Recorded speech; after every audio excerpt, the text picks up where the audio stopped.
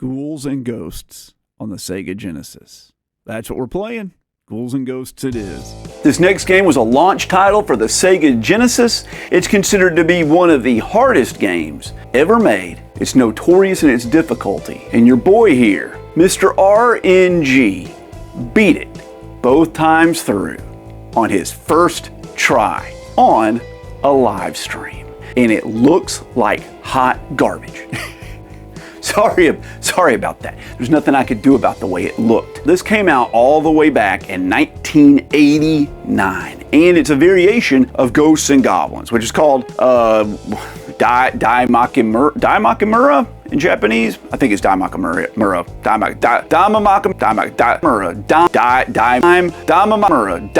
And like I said, I streamed it in the first week of October. I beat it both times through on my first try. In this game, when you beat it, you gotta play through it again on harder mode to get the real ending. And we did it. By we, I mean me and the chat.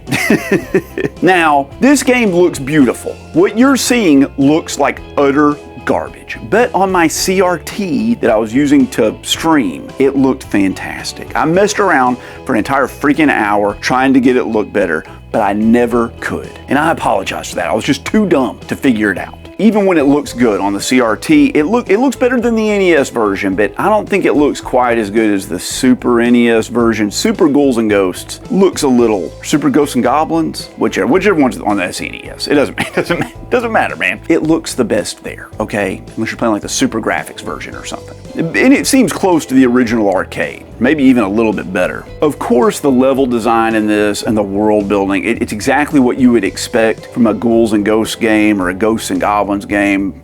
Spooky Halloween villages and, you know, underground caverns and, you know, gargoyles and that sort of stuff. Nothing too scary, no vampires. Just gargoyles and freaking eyeballs growing out of the ground and, you know, Venus flytraps and things like that. It doesn't sound great. It sounds like the Genesis. Not like the way the Genesis sounds, but it does have like this weird punchy mid-rangeness to it, and it can get a little grating on the ears. I'm not gonna lie to you. Even with the headphones on, it was kind of buzzsaw-like. And the arrangements in this, they're a little boring compared to what I'm used to with most Ghouls N Ghosts games. They kind of changed it up here on the Genesis. I think it's for the worst. Worse.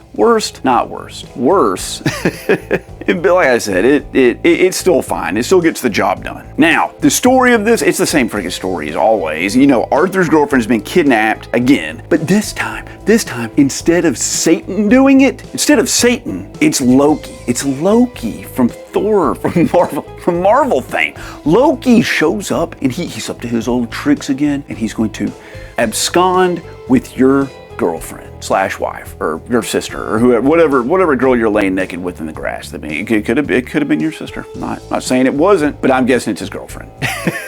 And I think it's cool if there's like a Norse mythology spin on this rather than like your typical gothic horror kind of vibe that you get in every horror game ever. And of course, you know, there's gameplay. You can see what the freaking gameplay looks like. It's Ghosts and Goblins. It's tough as freaking hell. And the enemies are mainly randomly positioned around. And they're in like, you know, finicky, weird spots that make it difficult to platform, and there's infinitely spawning enemies everywhere. And jumping in Ghouls N Ghosts, I don't know if you've ever done it before, but when you jump, you're committed. It's not like Mario where you jump and you can like maneuver a little bit in the air. When you just jump, it's just done. It's like in real life. Like as soon as your feet leave the ground, just gravity and inertia and wind resistance, that's all that has any bearing on what's going on in this game. Right? So if you just make a bad jump, you're not gonna be able to fix it. You're committed. And that's scary in a game where like so much crap's going on. So because sometimes you just jump and you like see yourself in slow motion about to hit an enemy. And there's nothing you can do about it. Now, as you kill enemies, different weapons will appear on the ground. And when you get one, it